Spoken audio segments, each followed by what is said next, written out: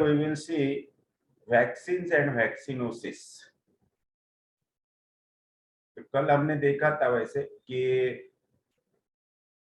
जो positive factors होते हैं, सेकंड चैप्टर में हमने देखा था कि पॉजिटिव फैक्टर्स जो होते हैं एक्साइटिंग कॉजेस, तो उसमें एक वैक्सीन भी पॉजिटिव फैक्टर दिया है कि एलिमेंट्स फ्रॉम वैक्सीन, वैक्सीन के बाद जीन्स कैसे एबनॉर्मल बनते हैं, जीन्स कैसे स्टिमुलेट होते हैं, get stimulated and become abnormal और म्यूटेटेड, उसके बाद जेनेटिक डिसऑर्डर स्टार्ट हो जाते हैं। तो बिकॉज ऑफ वैक्सीन, तो वैक्सीन से ऐसा क्यों होता है, क्या रोल है वैक्सीन का हमारे इसमें, है ना, क्यों हम वैक्सीन लेते हैं और क्यों वैक्सीन गवर्नमेंट इतना बड़ा प्रोग्राम चला रही है। तो vaccine really are needful to us और vaccine create some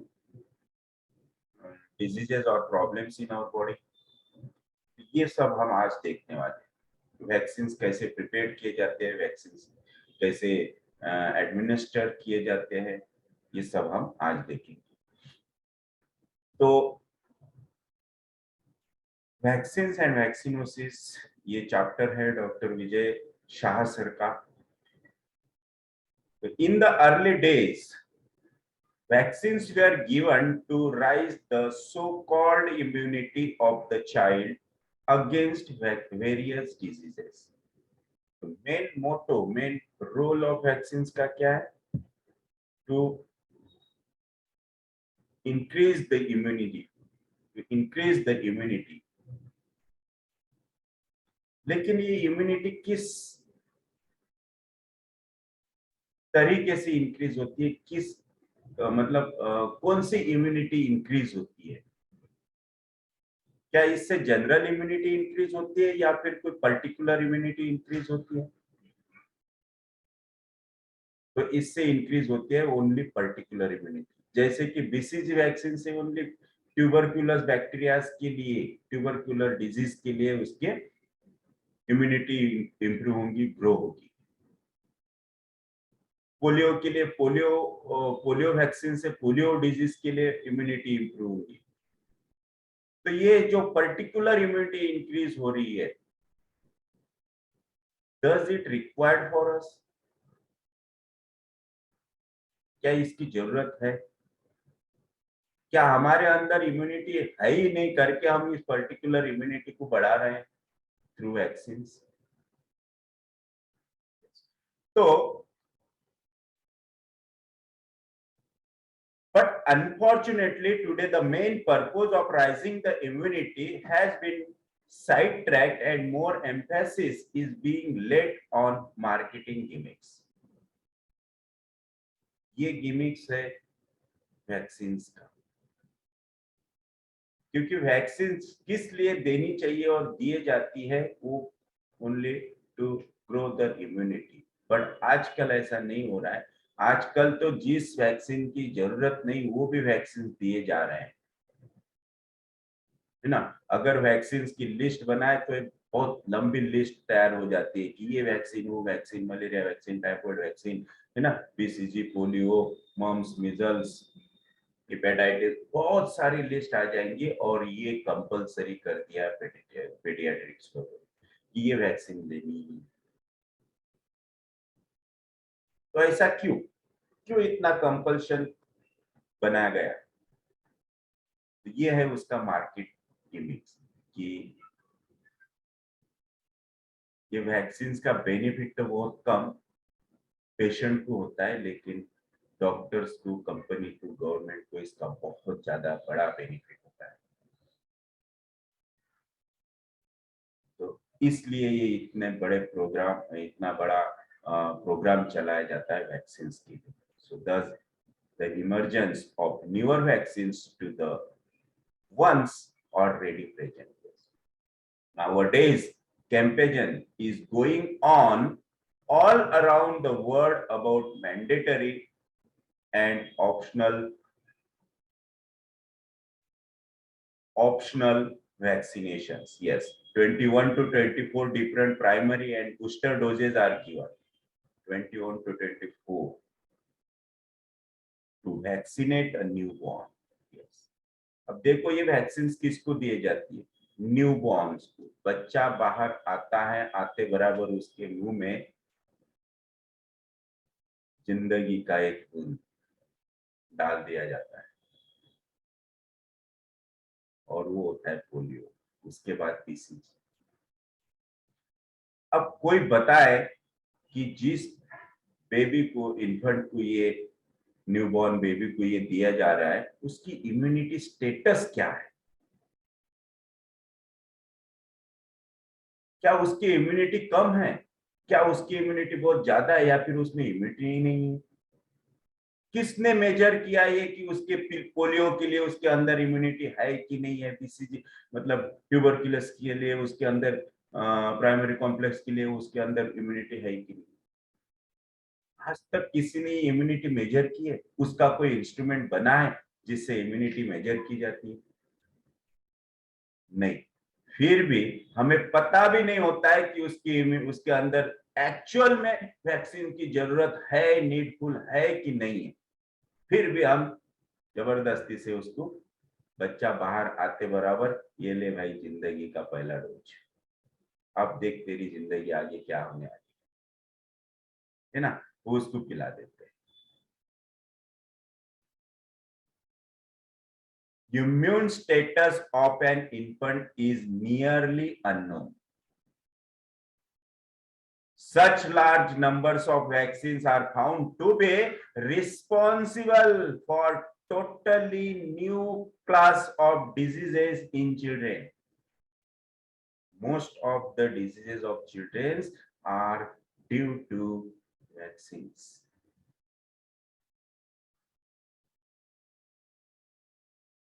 They suffer from large number of diseases which were so far not encountered by generations previous to them. Yes, mainly before 1950.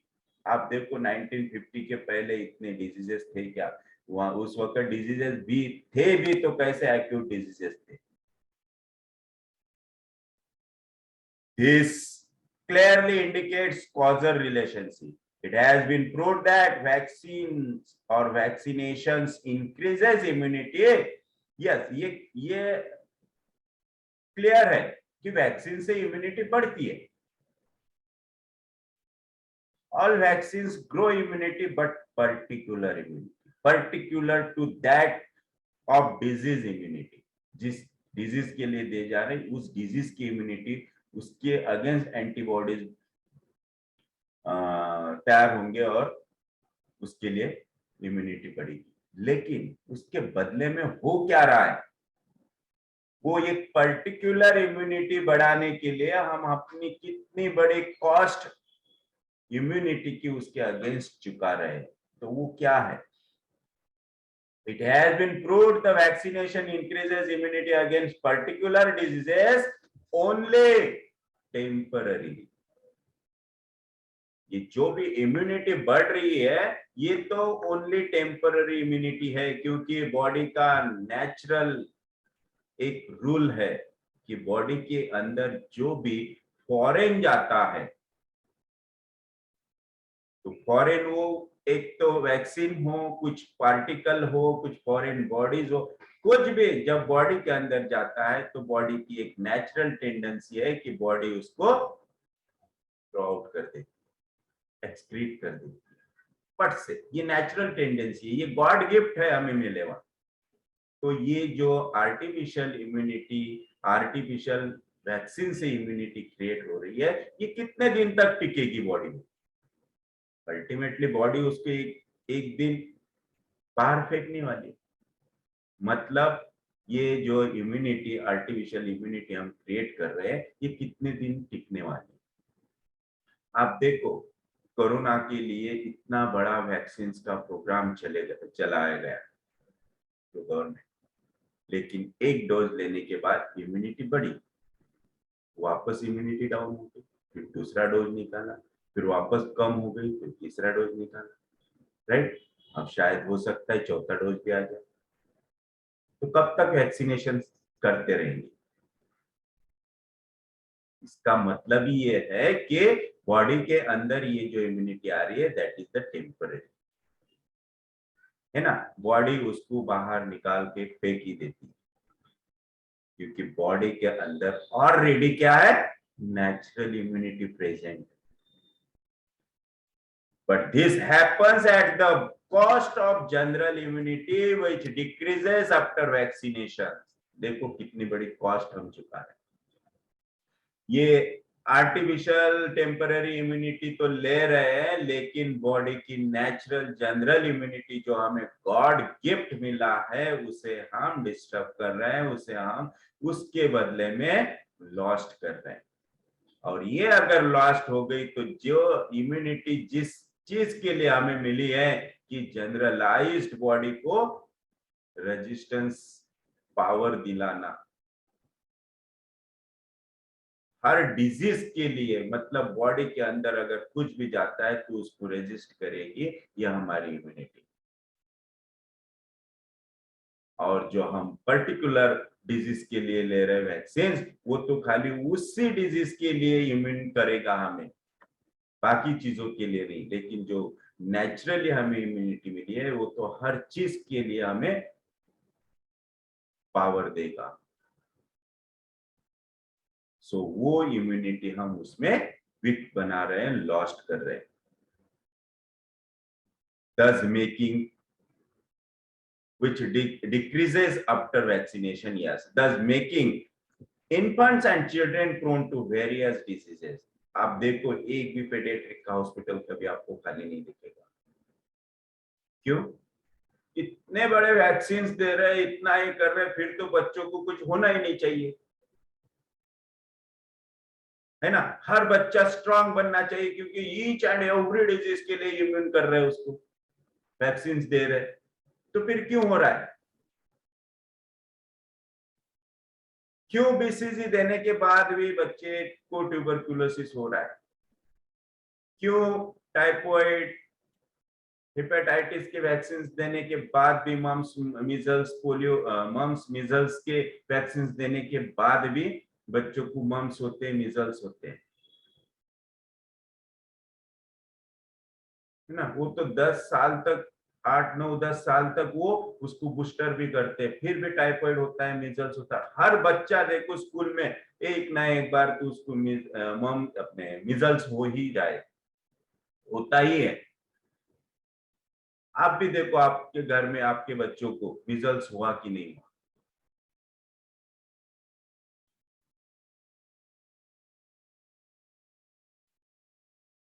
तो ये क्यों हो रहा है? फिर हम वैक्सीन क्यों दे रहे हैं, right? So in other words, rather than providing immunity short term, it creates large variety of diseases in early childhood.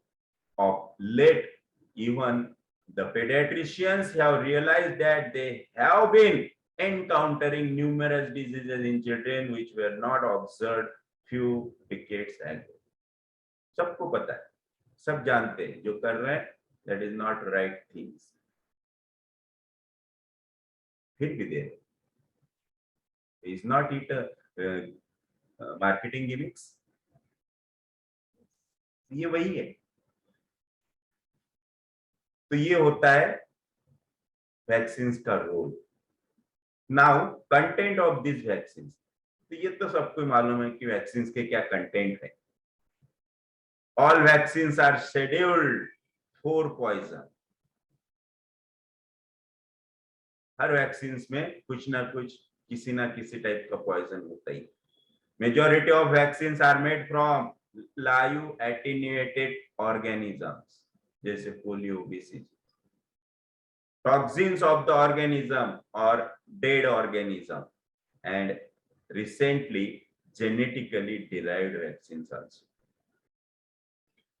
But most of us are totally unaware of the vehicle or preventing medium being used for making vaccines. They are part of vaccines. Some of these chemicals are mercury, aluminum hydroxide, formaldehyde, borax, and sometimes antibiotics and foreign cells. Please mute कीजिए अपने आप को, unmute मत करो।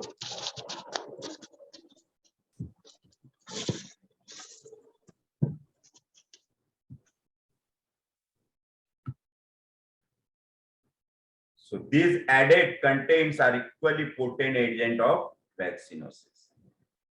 तो इतने सारे poisons हम बच्चे को बचपन में ही दे देते है ना, उसको बचपन में ही इसके हैबिट डाल देते हैं, बचपन में ही हम उसकी इम्यूनिटी, गॉड गिफ्ट इम्यूनिटी छीन लेते हैं. How this vaccine act, vaccine कैसे बनते हैं ये देखा, आप देखते हैं कि कैसे एक्ट होती है. These vaccines act as antigens to which the body's immune system respond by producing antibodies. सबको पता है, सबने पढ़ा है. Thus preparing the body for the next stimulus. Major antibodies in the body are in the form of immunoglobulins. जो immunoglobulins हमारे body में होते हैं, नेचुरली हमें मिले होते हैं.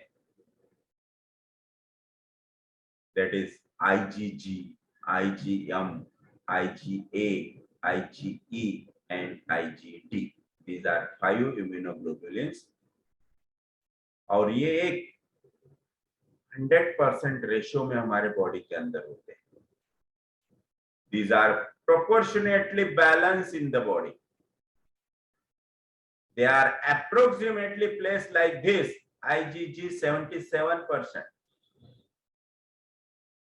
IgA 17%, IgM 3%, and remaining 3% are IgD and IgE, become 100%. तो इसका बैलेंस, इसका इक्विलिब्रियम ऑलवेज हमारे अंदर मेंटेन होता है. तो अब ये जो इक्विलिब्रियम है, इसका जो बैलेंस है, ये कैसे डिस्टर्ब होता है आफ्टर वैक्सीन. जैसे हम वैक्सीन लेते हैं तो इसको ये डिस्टर्ब करेगा. जो natural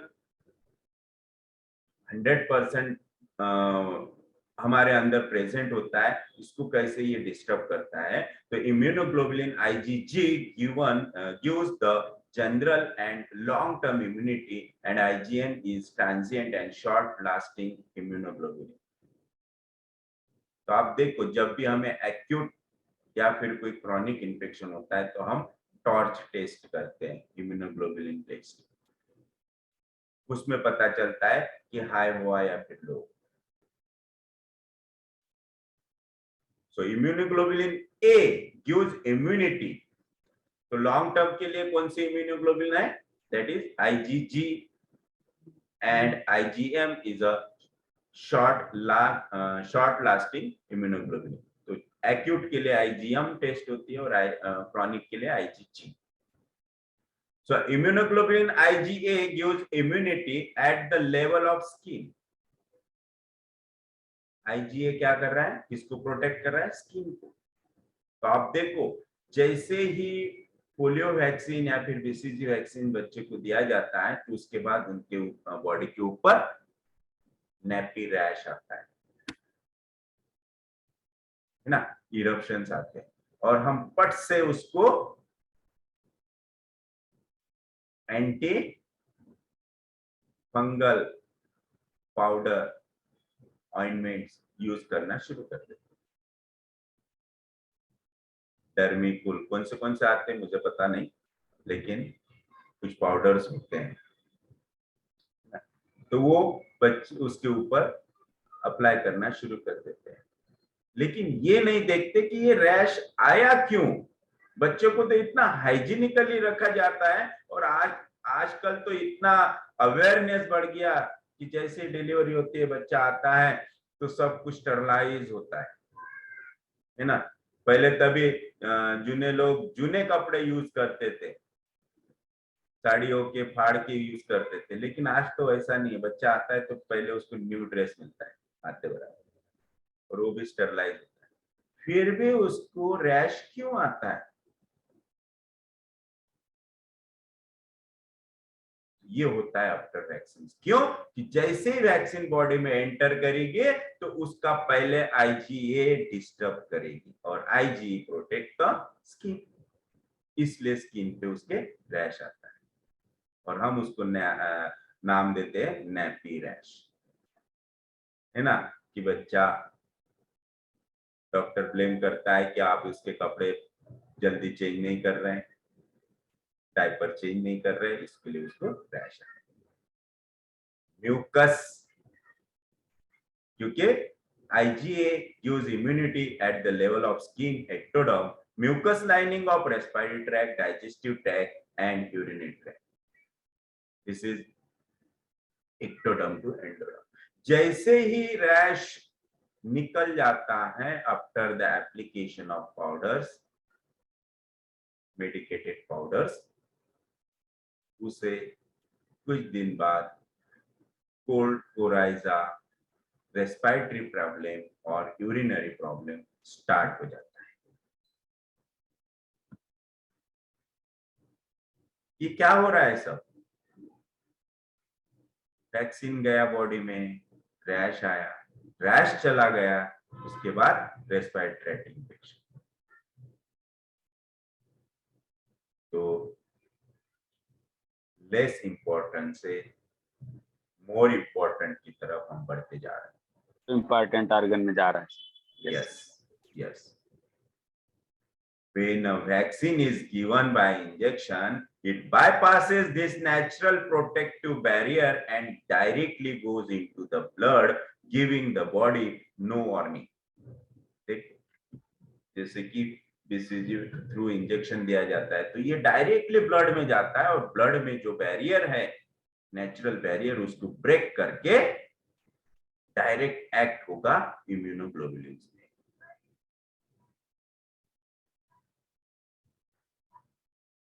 So, no generalized inflammatory response, no chance to recognize, duplicate or defend itself against future challenges from typical antigens. तो ये इतना फास्ट होता है कि बॉडी को समझने में भी टाइम लगता है और ये उसके पहले रिएक्शन हो जाता है। बॉडी के अंदर कुछ समझने के लिए भी चांस नहीं मिलता, टाइम नहीं मिलता, उसके पहले ये वैक्सीन अपना काम कर देती है। It is very likely that other major immunoglobulins IgG and IgM have to take up the job of IgA. This is how IgM and IgG rises. After vaccination आप किसी भी बच्चे की ये इम्यूनोग्लोबुलिन्स की टेस्ट करवाओ, इन्वेस्टिगेट करो, तो वो आपको बड़े में मिलेंगे। This leads to suppression of IgA. As a result, nowadays we get a very large number of cases pertaining to the two layers. और सबसे पहले स्टार्टिंग होती है एक्टोडर्म से और बाद में एंडोडर्म। तो मोस्ट ऑफ द चाइल्ड्स और ऑल पेडियाट्रिक हॉस्पिटल्स देखो कौन से डिजीज के लिए फुल होते हैं, mostly respiratory problems, urinary problems. Yes, कितने सारे अस्थमा के, ब्रोंकियल अस्थमा के केसेस बढ़े, child asthma.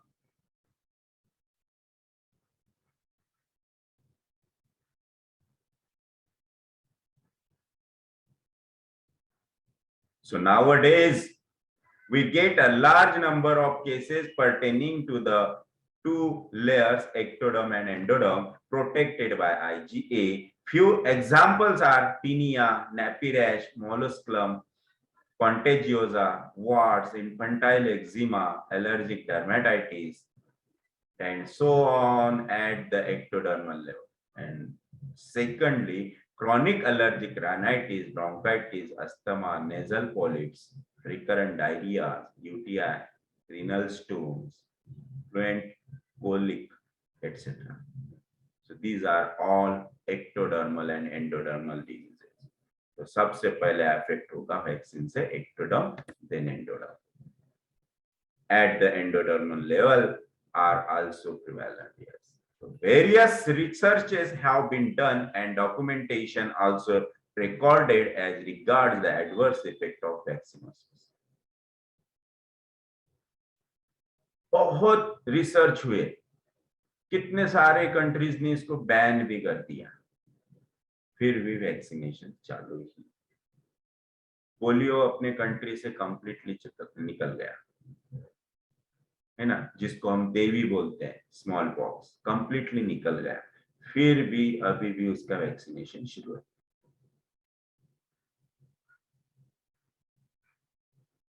So study shows that, देखो रिसर्चेस में क्या सामने आया, study shows that abnormal RNA was found in the blood of 50% of sick girl.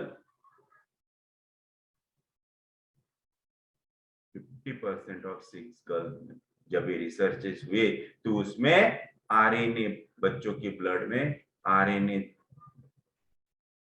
Abnormal RNA detect हुए। एबनॉर्मल RNA मतलब genetic disorder, right? So war veterans of USA and none in the same age and sex as the healthy non-military controls. This abnormal RNA was also prevalent in vaccine injured children. Yes. The presence of abnormal RNA in blood indicates chromosomal damage has occurred. देखो vaccine कहाँ act हो रहे हैं, direct jeans पे, chromosomes.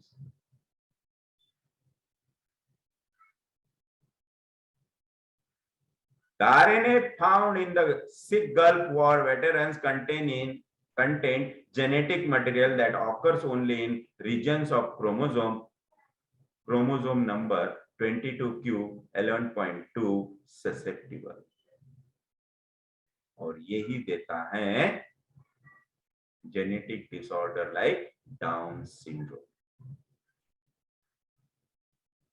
So susceptible to genetic rearrangement and mutation.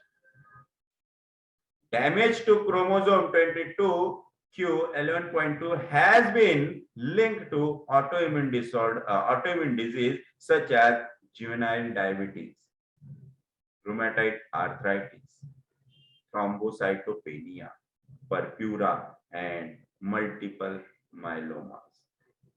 These are all genetic disorders.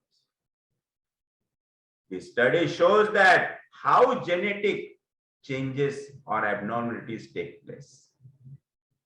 And finally, it leads to so-called immune and neurological disorders. This list is endless, but to list a few are rheumatoid arthritis, SLE, multiple sclerosis, optic neuritis, Guillain-Barré syndrome, paralysis, etc. So these are all the gifted disease of vaccinations. Allergies and autoimmune disease can develop when the body tries to attack what is foreign to itself. Yes. जितने भी allergic diseases है वो सब because of vaccine से, क्योंकि body को समझ में नहीं आता कि अपने लिए फॉरेन क्या है, what is foreign to itself. इसीलिए बॉडी की सेंसिटिविटी बढ़ जाती है और उसे हम एलर्जी कहते हैं। बॉडी की natural sensitivity become hyper sensitive, hyper sensitive, और उसे हम एलर्जिक डिजीज कहते हैं। एंड ये क्यों हो रहा है, क्यों बॉडी उसको फॉरेन कह रही है? Because it is a foreign proteins. Each and every vaccine contains proteins. अगर उसमें attenuated bacteria भी हो, viruses भी हो, तो that viruses contains protein, and that is the foreign protein to us, to our body. Yes, vaccine manufacturing companies and government say that vaccines are safe for young babies. Can they tolerate endless number of pricks with the stuff as described above? इतने सारे vaccine हमने देखे, क्या ये सभी safe है? No. Long term sufficient studies into the effect on the immune system of all such foreign proteins and poisons are done. So all these are poisonous to us.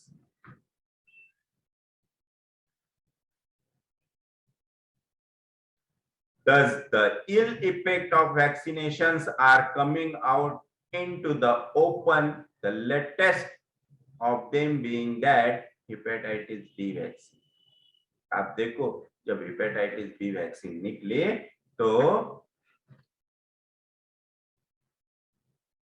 जो एलोपैथ्स है उन्होंने एक्चुअली मेरी स्टार्टिंग ही थी शायद उस वक्त 1998-99 की बात है ये, तो बड़े बड़े पेंडॉल डाल के इसके कैंप लिए गए हेपेटाइटिस बी वैक्सीन के।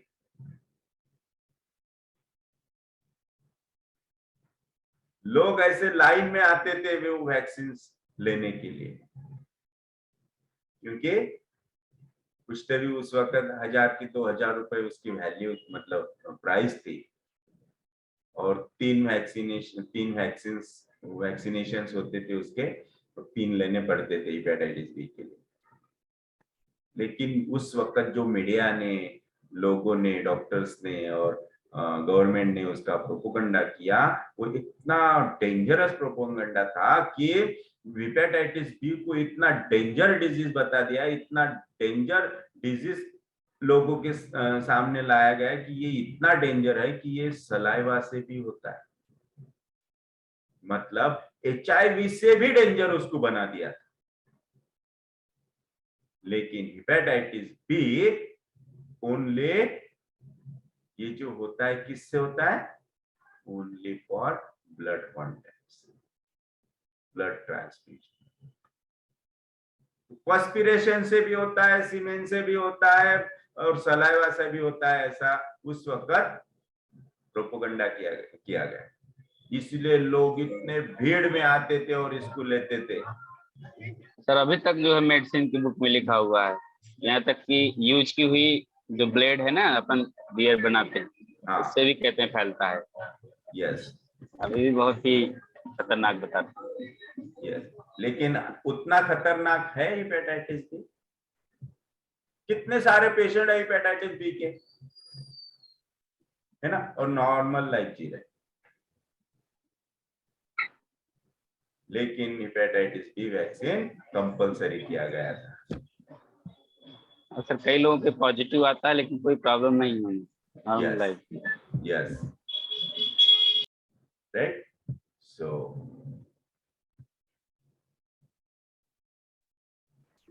we see that much hype as well consult a butcher on the value of vegetarianism as a doctor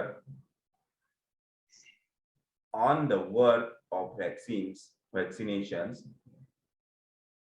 We see that much hype has been created by the pharma companies regarding hepatitis B vaccine, and many more to follow in future. It is portrayed to the common man as a disease deadlier than AIDS.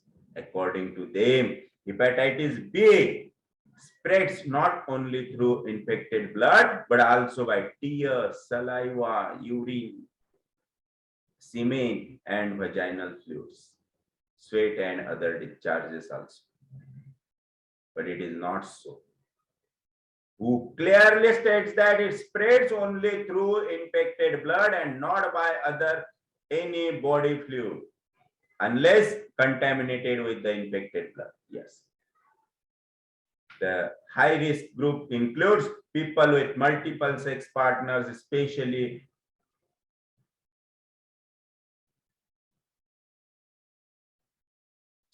homosexuals, hospital staff handling blood and blood products, syringes, needles, etc.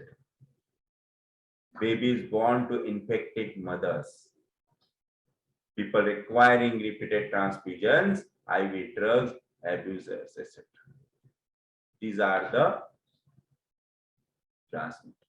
इससे ही blood hepatitis B होगा। otherwise no.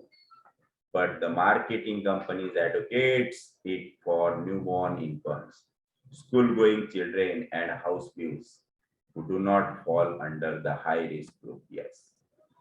Another fact to be noted here is that mechanism as well as the duration of protective action of the vaccines is not known. और इसी base पे France ने क्या किया? France is the first country to sustain this vaccine due to its adverse effect becoming obvious. France पहली company जिसने vaccine पूरे ban कर दी, सस्पेंड कर दी. So homeopathic solution to the vaccine. तो देखो वैक्सीन के कितने एडवर्स इफेक्ट हैं, वैक्सीन किस लिए दिए जाते हैं, कितना रॉन्ग प्रोपोगंडा होता है ना. यस.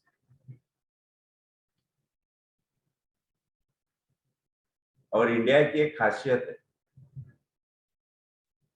इंडिया में कोई भी नई चीज आती है तो उसको इतना चलाया जाता है, इतना सिर पे लिया जाता है, right.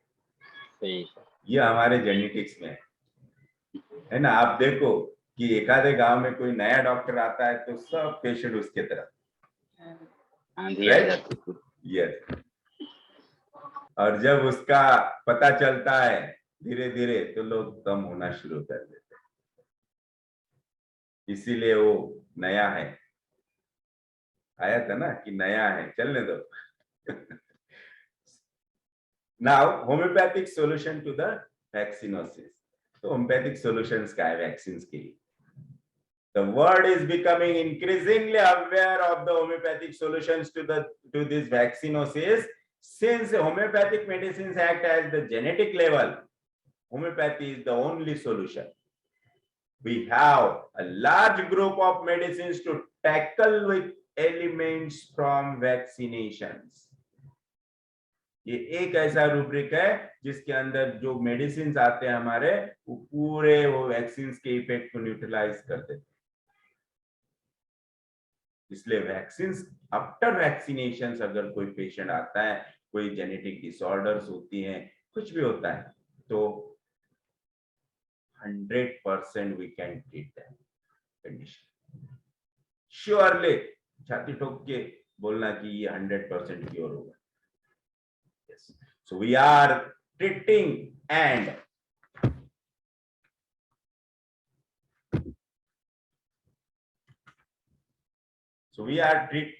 treating, and in the coming years we will be receiving more grave varieties of autoimmune, neurological and allergic disorders.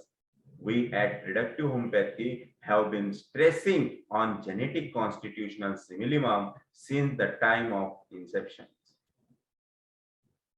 Man is made up of cells. This cell expresses itself through genetic code. When we have the approach to treat the man as a whole and not the disease, we have to take into consideration the expression of genetic code, जैसे कि उसके reaction and dispositions. They are emotions, intellect, nature, attitude, tolerance to external environment, physical generals like aversion and desires, thirst and thermals. This holistic approach is required to treat very deep-seated diseases generated by vaccinosis. तो sir ने यहाँ approach भी दे दिया कि किस तरह से हम इस जेनेटिक डिसऑर्डर्स को ट्रीट कर सकते हैं जो वैक्सीन से होते हैं. So please keep in mind the result has to follow the direction of law of cure. ये बहुत ही इंपॉर्टेंट है. कोई भी जेनेटिक डिसऑर्डर होने दो, उसमें हेरिंग्स लॉ फॉलो होना ही चाहिए. अगर हेरिंग्स लॉ फॉलो नहीं होता है तो it is not a cure. It may be suppression, और वो डायरेक्ट 7th लेयर से कहा जाएगा, 8th लेवल नहीं है. अगर वहां सप्रेस होगा तो समझ लो नहीं बचेगा।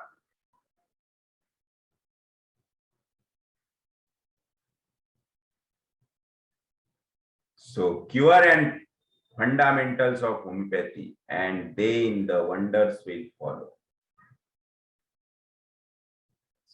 So this was the vaccines and vaccinosis chapter.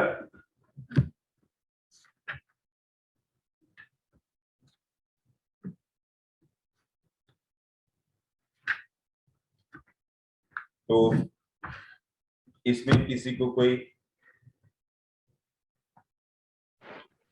Sir तो वैक्सीन रिकमेंड करना चाहिए या नहीं, फिर मतलब नहीं करना चाहिए ना? मतलब बच्चों को कोई एडवाइस देना है तो, आप बताओ। क्योंकि गवर्नमेंट के रूल्स है तो उनको फॉलो करना है या नहीं करना वो भी। आप बताओ, आपका क्या ओपिनियन है? सर अपने हिसाब से तो नहीं, लेकिन गवर्नमेंट यस, अपने अपने हिसाब से रिक्वेस्ट, नहीं है। हाँ लेकिन हम गवर्नमेंट हमें रिक्वेस्ट। हमें क्या बोलना है? कोई पेशेंट पूछता है तो हमें हाँ क्या नहीं, अपने बोलना है? घर में, घर की बात कर रहा हूँ मैं, बाकी का नहीं। घर की क्यों, पूरे वर्ल्ड की बात करो ना, हाँ हाँ वो तो है सर। है ना? आपके घर की एक खुद का मेरा बच्चा है जो, आपके घर की बच्ची इंपॉर्टेंट है क्या? नहीं नहीं वो तो है सर, मतलब मेरे घर के लिए मैं अभी शट डाउन कर दूं तो अच्छा रहेगा। यस। ओके।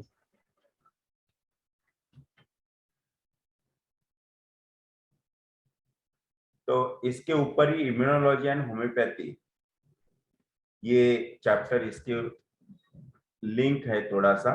तो हम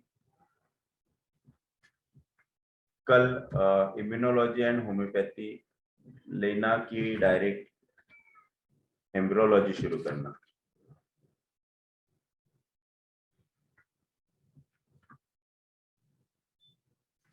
और किसी को कोई क्वेश्चन?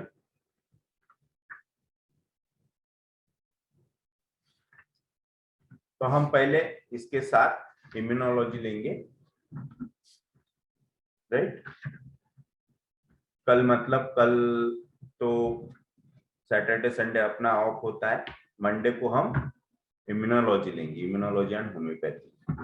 फिर बाद में शुरू करेंगे एम्ब्रियोलॉजी। ओके, सो इस पे किसी को कुछ पूछना है या फिर किसी को कुछ बताना है? आप अपना भी कुछ एक्सपीरियंस शेयर कर सकते हैं कि आपने ऐसी कोई केस देखी है जो आफ्टर वैक्सीनेशन हुआ है।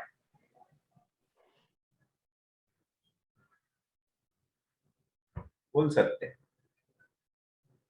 देखा है आप किसी ने अपने प्रैक्टिस में? हाँ सर, हेलो। हाँ बोलिए ना। हाँ sir, I got one patient.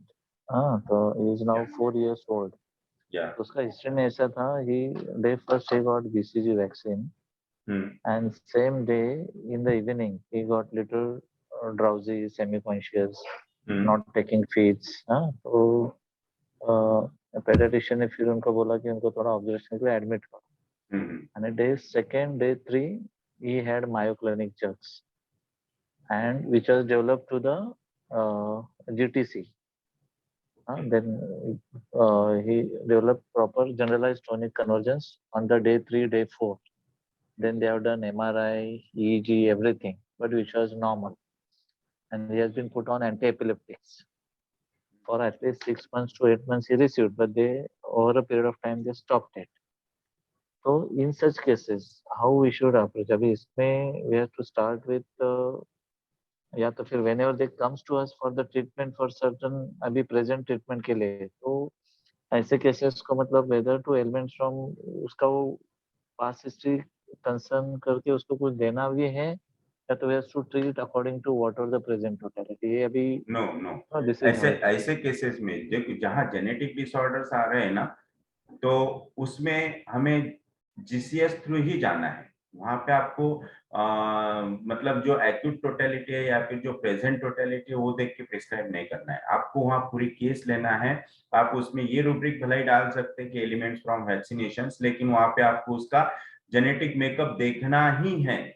है ना। तो जैसे अभी हमने देखा कि माइंड में देखना है आपको, फिजिकल जनरल्स भी देखना है, जो उसका फिजिकल जनरल मेकअप है तो उसमें आपको थर्स्टी, टॉलरेंसेस टू क्लाइमेट, ये भी आपको वहां पे कंसिडर करने हैं। और माइंड में उसके मोस्ट इंपॉर्टेंट, माइंड में उसके आपको जेनेटिक डिस्पोजिशंस एंड रिएक्शंस, तो वहां पे आप उसकी रिएक्शन भी लिख सकते हैं कि जैसे ये is most sensitive to allopathic medicine, right, या फिर ड्रग्स या फिर रेमेडीज, ये भी आप उसमें डाल सकते हैं। तो उसकी वो फिजिकल मतलब एक्सटर्नल सेंसिटिविटी हो गई, तो आप वो सेंसिटिविटी वहां पे जो हाइपर सेंसिटिव है तो वैक्सीनेशन के लिए, ड्रग्स के लिए, तो आप वो भी ले सकते हैं। तो इस तरह से हमें उसकी कंप्लीट हिस्ट्री लेने के बाद ही रूब्रिक सिलेक्ट करना है, क्योंकि उसको उस कंडीशन से निकालना है। मैं आपको एक इसका बेस्ट एग्जांपल देता हूं कि मेरे पास नियर अबाउट 2002 में एक केस आई थी, जो केस थी after vaccination SSPE syndrome, SSPE syndrome. Yes, post measles. Yeah, it is the complication of measles. क्या लॉन्ग फॉर्म है SSPE का? It is a subacute sclerosing panencephalitis. Panencephalitis, yeah. Yeah, it is the most common complication of measles. कि measles के बाद, measles में अगर कोई medicine मिलती है, मेडिसिन एंटीबायोटिक देते हैं, तो क्या हो जाता है, उसे मिजल्स की वैक्सीन दी गई, सॉरी मिजल्स की थी कि पता नहीं, कोई बूस्टर डोज था शायद कुछ तभी, और वो देने के बाद उसको ये मिजल्स आया। मिजल्स आने के बाद मिजल्स में उसको एंटीबायोटिक्स दिए गए और एंटीबायोटिक के बाद उसको SSPE सिंड्रोम डिटेक्ट हुआ। तो ये केस मैंने देखा, ये केस देखने के बाद मैंने वहां पे एक एलिमेंट्स फ्रॉम वैक्सीनेशंस भी रूब्रिक लिया था और सेंसिटिव टू एलोपैथिक मेडिसिन से एक रूब्रिक लिया था, जिसमें उसके जेनेटिक ट्रेट्स ये थे, मतलब उसके जेनेटिक डिस्पोजिशन ये थी कि he was a very approaching child.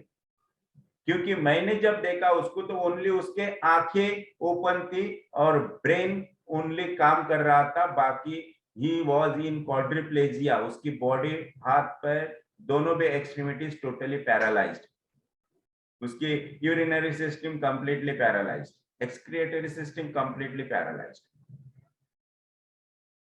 no talking, only he can see the persons, और देखने के बाद वो रिएक्ट करता था विथ स्माइलिंग।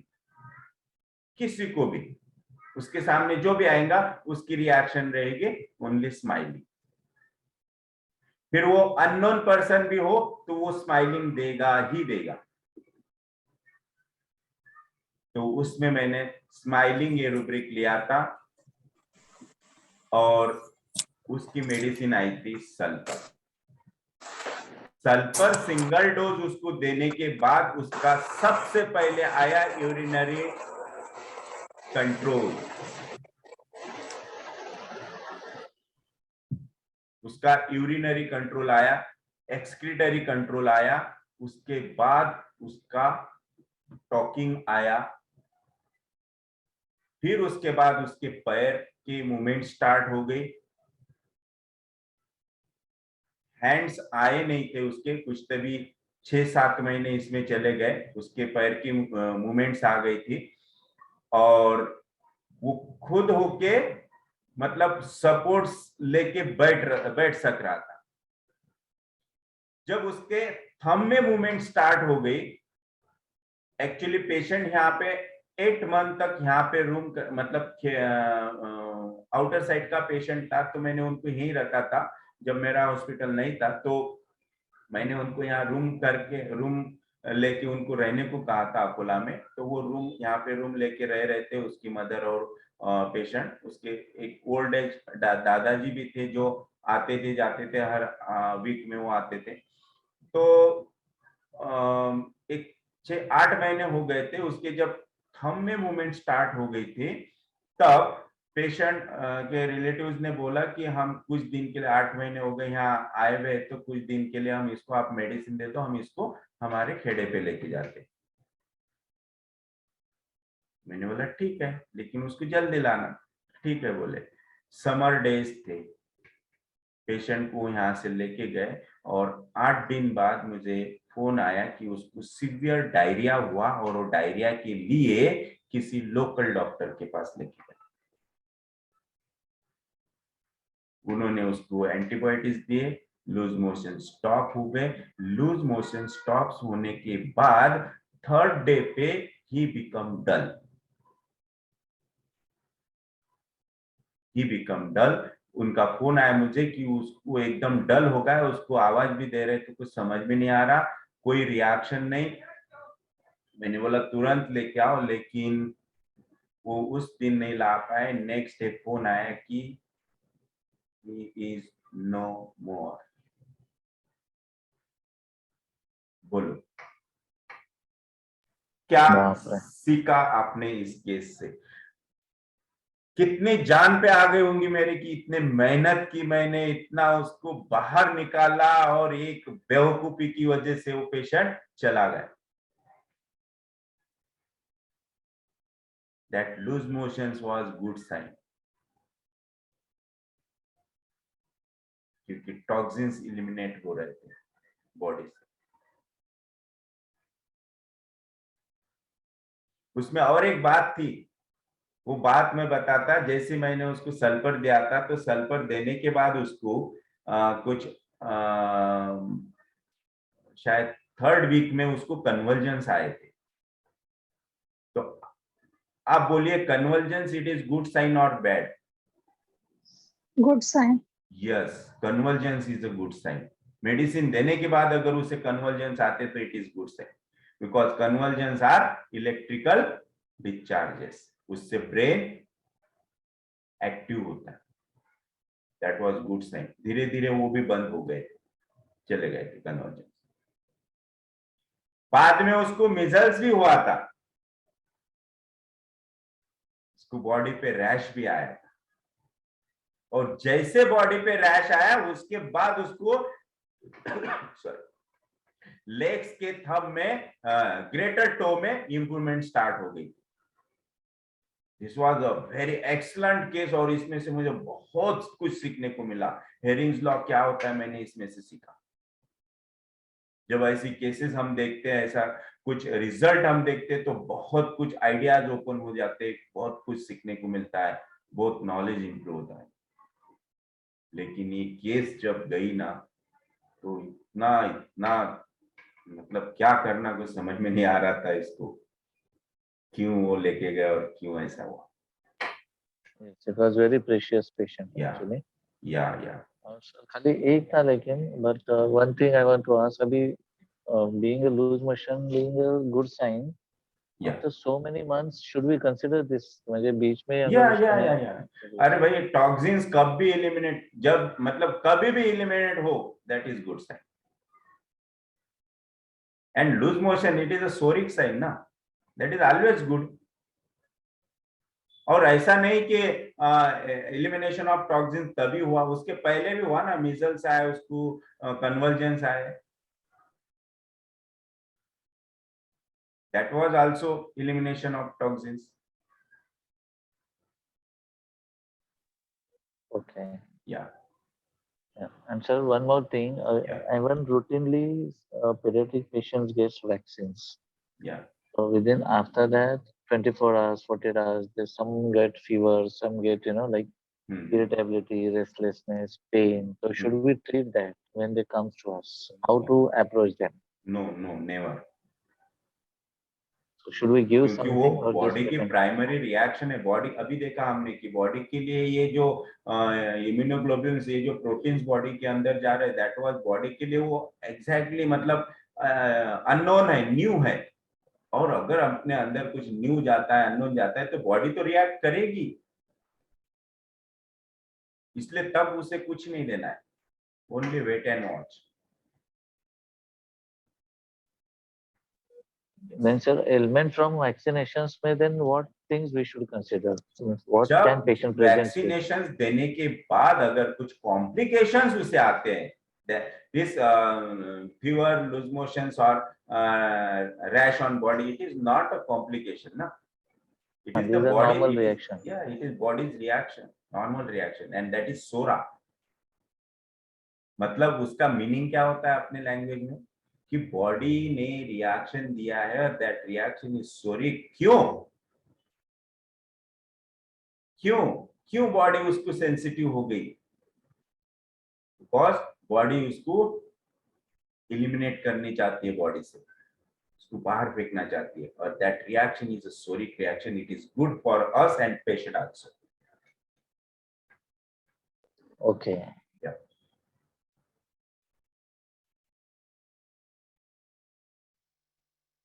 या और किसी को कुछ पूछना है?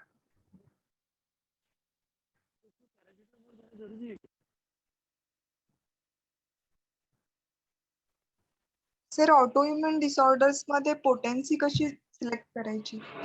Autoimmune disorder, it is mostly Dr. Vijayakar sir says कि give the higher potency in autoimmune disorders, higher potency 10 50 okay क्योंकि वहां पे इम्यूनिटी ही टारगेट बनी है ना, और इम्यूनिटी लो हुई है, totally vitality become low, then give the very low potency, that is the 10 50 हम बोलते हैं हायर पोटेंसी है, लेकिन it is low potency. Why low? Because medicinal material is very low, only the dynamic power, right? Yes, इसलिए उसमें हमें dynamic energy को grow करना है। Immunity that means dynamic power ना, उसको इंक्रीज करना है, डायनेमिक एनर्जी को इंक्रीज करना है, तो वहां पे प्योर एनर्जी ही लगेगी, इसलिए हमें हायर पोटेंसी देता है। Psychotic diseases want lower potency, that is 30, because 30 में मटेरियल ज्यादा होता है, और साइकोटिक माइजम में, साइकोटिक डिजीजेस में बॉडी में मटेरियल बहुत जमा हो जाता है, तो उसको मटेरियल को निकालने के लिए मटेरियल ही लगेगा। Thank you. Hello So sir. this is altogether different actually. Yeah. Hello sir. या बोलिए ना। आफ्टर वॅक्सिनेशन आपल्याकडे पेशंट आला आणि त्याला खूप जास्त फीवर आहे आणि रॅश आलेली आहे, तर तेव्हा आपण काय करायचं? वेट अँड वॉच करायचं की वेट एंड acute? अच्छा. Wait and watch, that is, ये बात हमेशा समझ लो कि वो बॉडी की रिएक्शन है अगेंस्ट द फॉरेन पार्टिकल्स, और बॉडी की रिएक्शन है मतलब क्या? बॉडी वहां वर्क कर रही है, इम्यूनिटी उसकी वर्क कर रही है, तो आप क्यों, आपको कौन सा ये है अधिकार नहीं कि वहां से कोई काम करे करके, उसको काम करने दो। You doesn't have any right to interfere.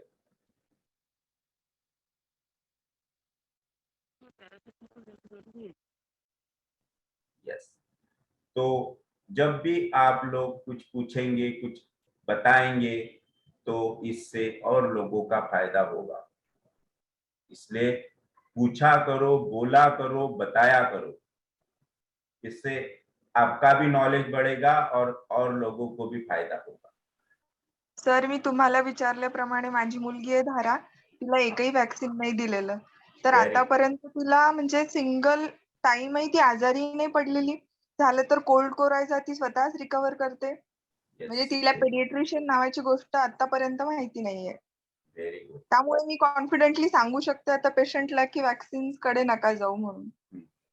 पण जास्त कॉन्फिडेंटली नका सांगू, ते त्यांच्यावर सोडून द्यायचं, हो, हो. कारण इट इज नाही, अ गव्हर्नमेंट, मला जेव्हा ती सॉरी सर, जेव्हा मी म्हणजे तिच्याकडे बघते, नाहीतर मग मी ती गोष्ट नसतेच सांगू शकले की आपण हिलाच देतोय आणि मग आपण लोकांना कसं सांगायचं, पण मी एक तुमच्यावर विश्वास ठेवून तिला नाही दिलेली कोणतीच गोष्ट, आणि मी रिझल्ट बघते, तर ऍटलीस्ट आपण सजेस्ट करू शकतो की तुम्ही नाही केलं तरी इट्स ओके आहे म्हणून. परंतु त्यांच्यावर सोडून द्यायचं की असं असं आहे म्हणा. तुम्ही सांगू शकता की मी माझ्या मुलीला नाही दिले आणि तिची आज इम्युनिटी एवढी छान आहे, ती एवढी हेल्दी आहे, हे तुम्ही सांगू शकता. परंतु तुम्ही त्यांना प्रेशराईज नाही करू शकत की तुम्ही देऊ नका म्हणून. ते त्यांच्यावर सोडायचं.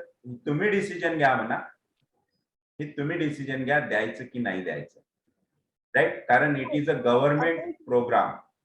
हो हो.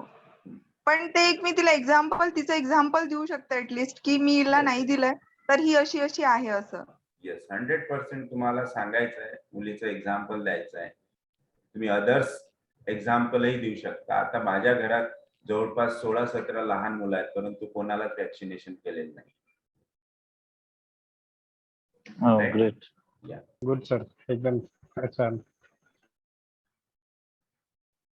Right, okay.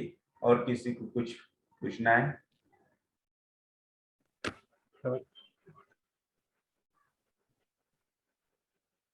आज 40 पीपल्स थे, 40 डेलीगेट्स हेलो। थे. गणपति की हेलो। वजह से शायद कम है. हेलो। हाँ, यस सर, बोलिए सर. जी सर, मैं हरिओम सिंह बोल रहा हूँ. मेरे एक सर पेशेंट हैं, उनको आप कहाँ से हैं? बनारस से सर, जौनपुर है. बनारस. जी जी. एक पेशेंट है सर, हर्पी जोस्टर हुआ है लेफ्ट आर्म पे, अपर आर्म पे. तो मैंने केस चेकिंग किया, दवाई दिया उनको, लेकिन इम्प्रूवमेंट नहीं हो रहा है. कारण मैंने पूछा तो वो बोल रहे हैं कि मेरा लड़का मेरे से दूर हो गया, उसका जॉब लग गया है दूर में, इसीलिए मुझे टेंशन है. वो रहता था तो मेरा सब काम हो जाता था, मेरा काम हो जाता था. अभी उसके नहीं रहने से मेरे को लगता है कि यार दूर है मुझसे. तो मैंने, और रिलीजियस बहुत है, एंड मैंने उनको दिया था दवा जो है कैलकेरिया सल्फ, जो भी सिम्टम मिला मुझे. लेकिन मुझे वो कारण नहीं समझ में आ रहा. जो मेरे को बोल रहे हैं कि नहीं, लड़का नहीं रहने से मेरा काम नहीं हो रहा है. वो रहता था, सपोर्ट करता था, मुझे करना नहीं पड़ता था, वो पहले ही खड़ा रहता था.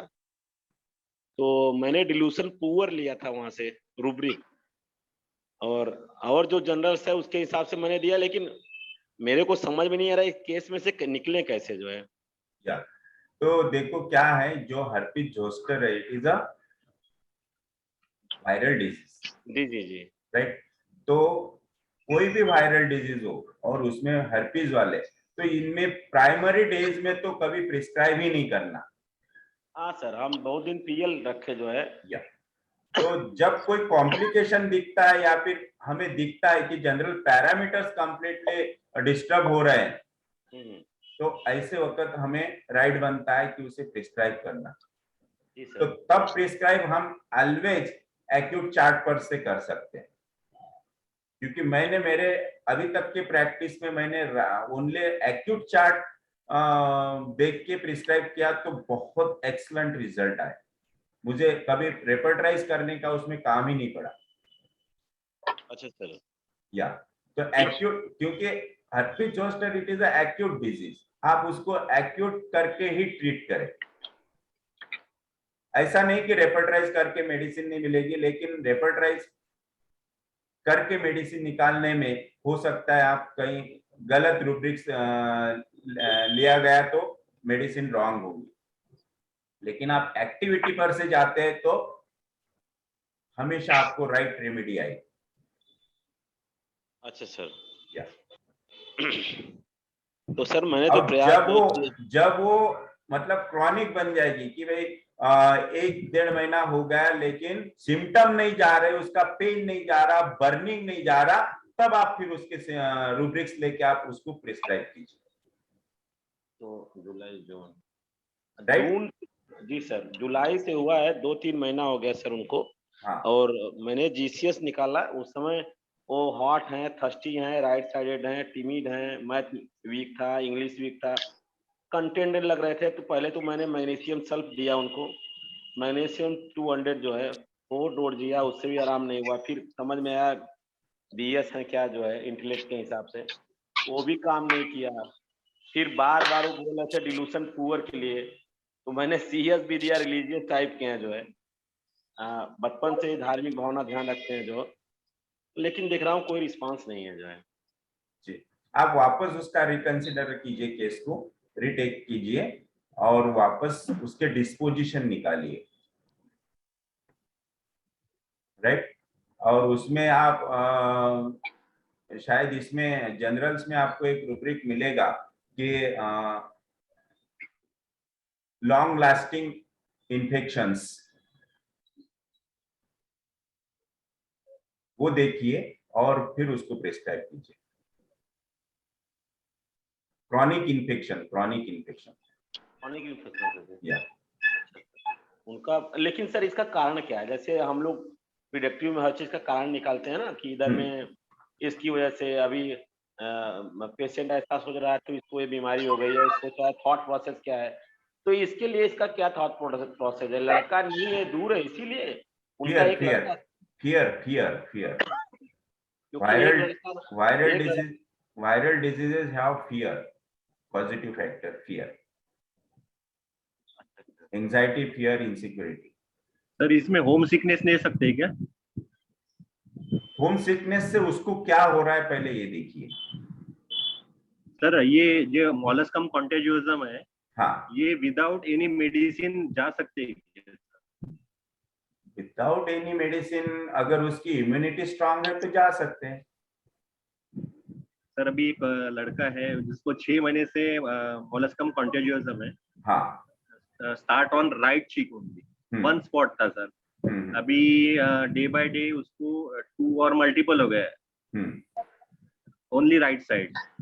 यस, राइट साइड है। ये जो सुनो, राइट साइड है और चिक्स पे है, चीक्स पे है ना।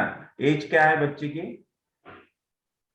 2 साल का बच्चा है। हाँ, इसका मतलब उसका पॉजिटिव फैक्टर ये है, मतलब कॉन्फ्लिक्ट ये आएगा कि उसको फादर से लव नहीं मिल रहा, तो वो फाइंड आउट करो। मेरा ही लड़का है सर। ओके। मेरा ही बच्चा है सर। अच्छा, तो आप देखो, मैंने आपको पॉजिटिव फैक्टर बता दिया, कॉन्फ्लिक्ट बता दिया। इसका मतलब आप उसको टाइम नहीं दे रहे, आप उसकी केयरिंग नहीं कर रहे हैं, लव नहीं कर रहे। या ठीक है सर, ठीक है। और अभी देखो, आपका पहला क्वेश्चन था कि विदाउट मेडिसिन जा सकता है क्या। अभी आप ही इसका ये कीजिए एक्सपेरिमेंट कि आप उसको आज से इतना केयरिंग कीजिए कि ऑटोमेटिकली वो चले जाएंगे 1 महीने में। सबसे ज्यादा केयरिंग मैं ही हूँ सर, इसलिए तो पूछा। फिर भी उसको कहीं तभी डर है आपके केयरिंग के बारे में। ट्रीटमेंट जी, हैमर थेरी का ट्रीटमेंट।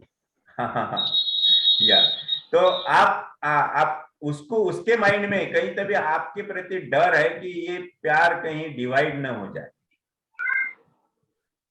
या फिर आप उसके साथ साथ किसी और बच्चे को भी अगर आप केयरिंग करते होंगे तो उसको ये शायद हजम नहीं हो रहा है।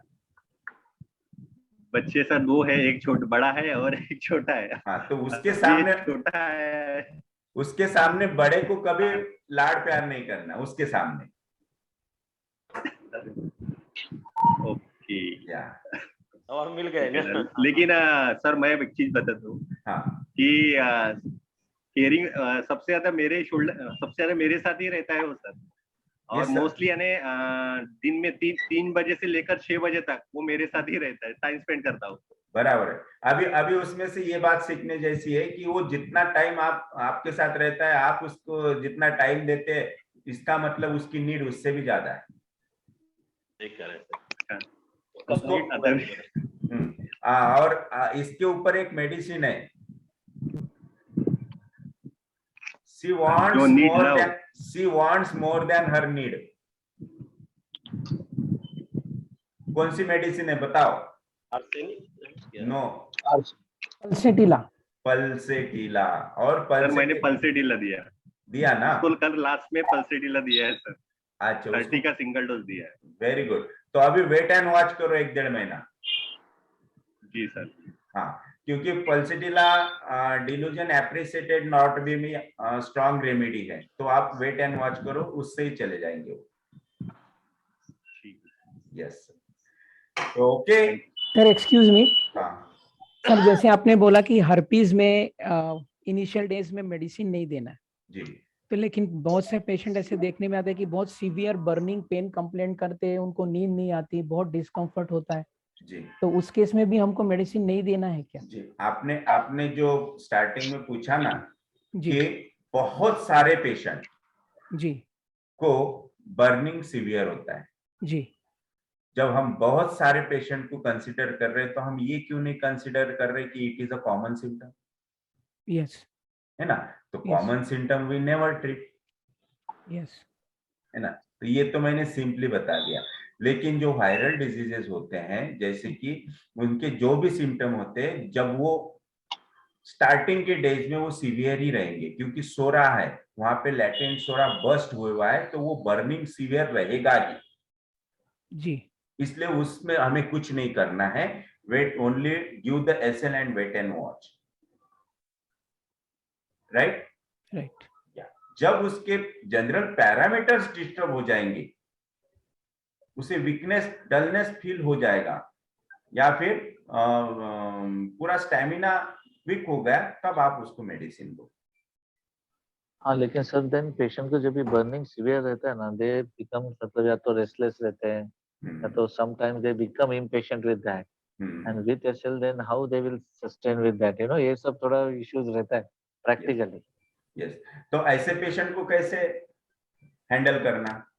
तो आप बताओ कि ये हर पेशेंट को ऐसा ही होता है, और शुरुआत में 1-2 दिन आपको इतना सीवियर बर्निंग रहेगा ही, क्योंकि उसको जब आप उस डिजीज का इंपॉर्टेंस समझा के बताएंगे, उसको उस डिजीज क्या है, एक्चुअली डिजीज क्या होता है, कैसे होता है, ये समझाएंगे, तो ऑटोमेटिकली उसकी एंजाइटी, उसका रेस्टलेसनेस थोड़ा कम हो जाएगा। उसमें थोड़ी सी अंदर से ये बियर करने की कैपेसिटी जाग जाएगी।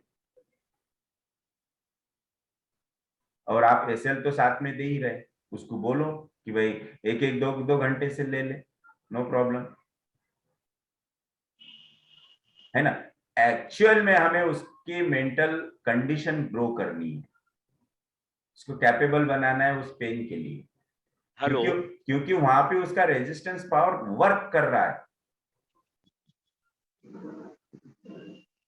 यस सर वो नेचुरल कोर्स में ही ठीक होना चाहिए। यस यस, 7 डेज में। ओके हेलो, क्या बोलिए ना सर, जो इन्फेक्शन डिजीज क्रॉनिक आप रूब्रिक बताएं आप हमको, उसमें केवल सिंगल मेडिसिन है, मेडोराइनम सर। ओके, हाँ, मेडो है सर, केवल ओनली वन मेडिसिन। जी तो आप देखो मेडो में बैठ रहा है क्या? अगर नहीं बैठता है तो वो रूब्रिक नहीं लेना, और उसके जेनेटिक डिस्पोजिशंस फाइंड आउट करो, उसकी रिएक्शन फाइंड आउट करो। वो पेशेंट जो है ना, याल्डिंग डिस्पोजिशन, माइल्ड कंटेंट और देखो, माइल्ड कंटेंटेड ये प्योर साइकोटिक रूब्रिक है, इसको कंसीडर नहीं करना, वो सोरोसिफिलिटिक डिजीज हो गया। यस, अच्छा, इसीलिए कवर नहीं हो रहा है क्या? या अच्छा, ठीक है सर, ठीक है, हम कोशिश करेंगे। Thank you sir. या थैंक यू वेरी मच। चलो, okay, bye bye. Thank you sir. या thank you bye sir. Bye. Ganpati Bappa मोरया पुढच्या वर्षी लवकर या। Thank you very much. Thank you, love you all, love you all, love you all.